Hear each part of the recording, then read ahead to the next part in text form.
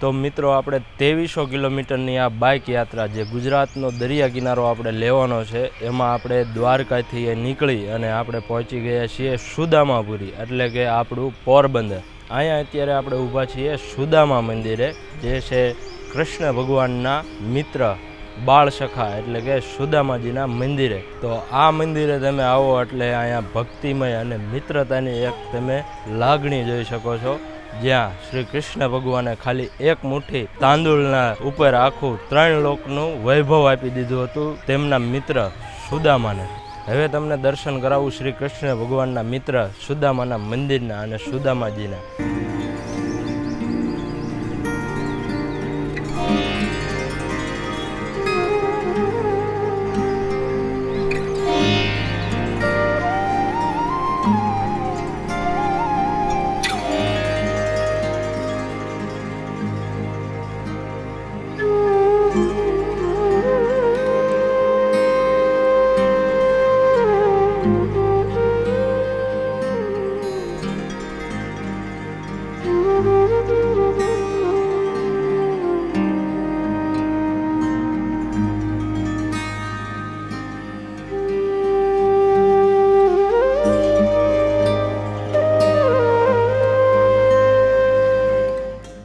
સુદામાજીના દર્શન કરાયા તમને, અને હવે આપણે મંદિરથી જેવા તમે આગળ આવશો એટલે અહીંયા છે 184નો ચોરો કહેવાય આને, એટલે કે 184 પરિક્રમા। જો એવું કહેવામાં આવે છે કે આ પરિક્રમા કરો એટલે 84 લાખ યોનિઓના જન્મમાંથી તમને મુક્તિ મળી જાય છે।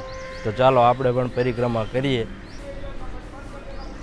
જો અહીંયા લખ્યું છે પરિક્રમા 184, એટલે અહીંથી ચાલુ થાય છે અને અહીંયા તમારે આખું આ બધું ફરી ફરીને આખું પરિક્રમા કરવાની। અત્યારે તો ગળદી નથી, હમણાં તમને 2-3 ફૂટેજ દેખાડીશ જ્યાં ફૂલ અહીંયા ઘણા બધા લોકો પરિક્રમા કરતા હતા।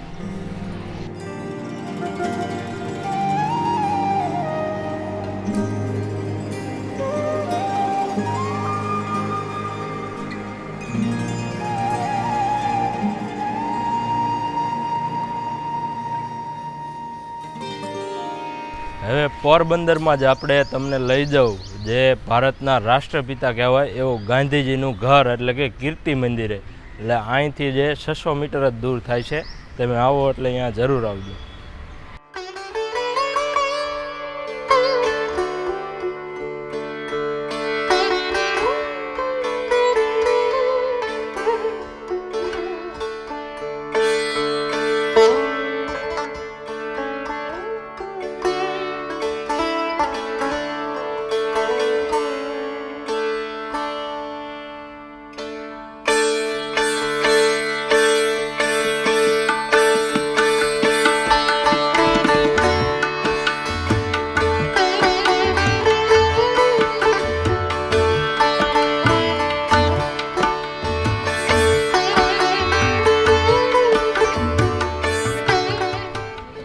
અત્યારે આપણે ઊભા છીએ ગાંધી બાપુનું જન્મસ્થાન। જો આ ઘર એમનું હતું, અહીંયા જન્મ થયો હતો ને અહીંથી બધી જાણકારી લઈ શકો ને QR કોડ સ્કેન કરીને પણ તમે બધું અહીંનું જાણકારી લઈ શકો।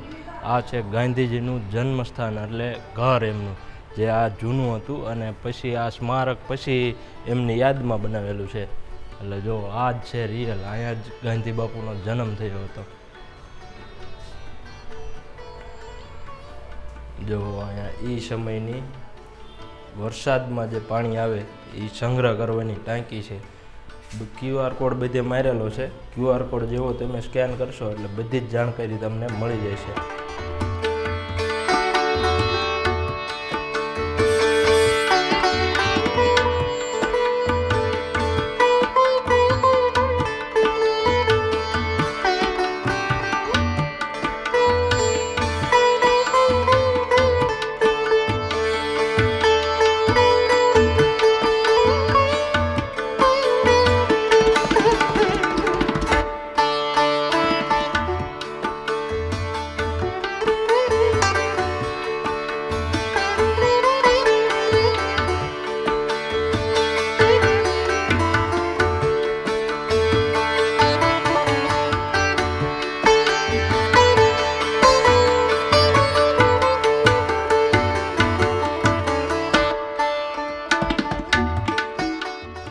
આ છે ગાંધી બાપુના ઘરનો સૌથી ઉપરનો માળ અને આ છે છેલ્લો ઓરડો. અહીંયા ગાંધી બાપુને એ સમયમાં 3 માળ અને આ ઘરમાં 22 ઓરડા છે.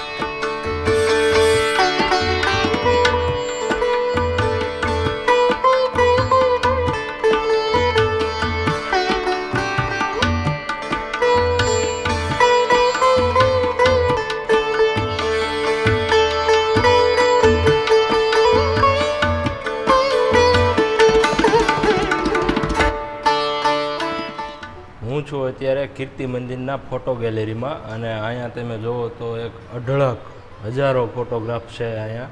જો તમે આવો એટલે જોઈજો, કારણ કે જો હું ખાલી ફોટા જ દેખાડું તો પણ અડધી કલાક ઉપરનો વ્લોગ થઈ જશે, એટલે તેમને ઉપર બધા ફોટા દેખાડી દઉં. મેં તો જોયા બધા, જન્મથી લઈને બધા જ ફોટોગ્રાફ ગાંધી બાપુના મોટા નેતાઓ સાથે અને બધા સાથે આ જો તમે ફોટો ગેલેરીમાં સાચવીને રાખવામાં આવેલા છે. એટલે તમે જો પોરબંદર કીર્તિ મંદિરમાં આવો તો અહીંયા ફરજિયાત એક આંટો મારજો અને ગાંધી બાપુનું ઘર જોજો અને આ ફોટોગ્રાફ પણ જોજો. આ એમને યાદમાં પછી બનાવેલું છે ઘર. તો તમને જે પહેલાં દેખાડ્યું એ જ હતું ગાંધી બાપુનું. એટલે હવે આ વ્લોગ આપણે અહીંયા આગળ જઈશું અહીંથી. એટલે જોવો હવે આગળના નજારા. આ છે ગાંધી બાપુનું જન્મસ્થળ એટલે કીર્તિ મંદિર.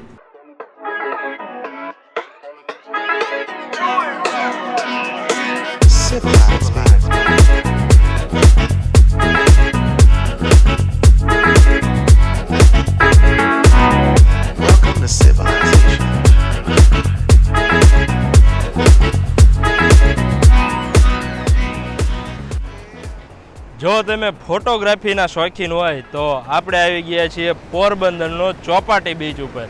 દરિયો જો જોરદાર ઘૂઘવાટા મારે છે અને અહીંયા જો મસ્ત એક ફોટોગ્રાફી કરે એવું સીન છે.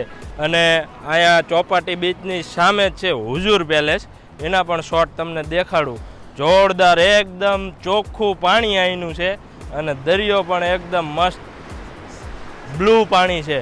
એટલે બહુ મસ્ત. અહીંયા તમારે જો ફોટોગ્રાફી અને પ્રી વેડિંગ ને એવું કરવું હોય, જેમ કે વિડીયો શૂટિંગ, તો અહીંયા આવતું રહેવું. એટલે આ છે તમને હવે થોડાક સીન દેખાડું ચોપાટી બીચના.